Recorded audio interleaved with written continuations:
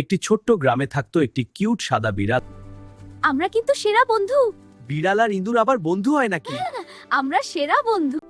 দেখো দেখো কত সুন্দর বৃষ্টি, চলো বাইরে যাই, আজ আমরা কাগজের নৌকা ভাসাবো। কত সুন্দর আকাশে কাগজের নৌকা ভাসাই। হ্যাঁ চলো, চল কাগজ দিয়ে নৌকা বানাই। আমারটা লাল দাগ দিয়ে সাজাব।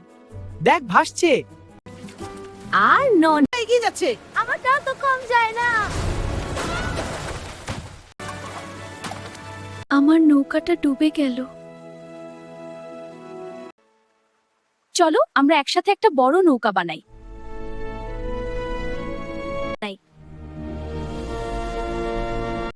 আমরা ঘরে গিয়ে আরো বড় নৌকা বানাই। হ্যাঁ চলো, এটা খুব মজা হবে। আমরা এতে আমাদের নাম লিখবো। দারুণ, এতে আমাদের নাম লিখি।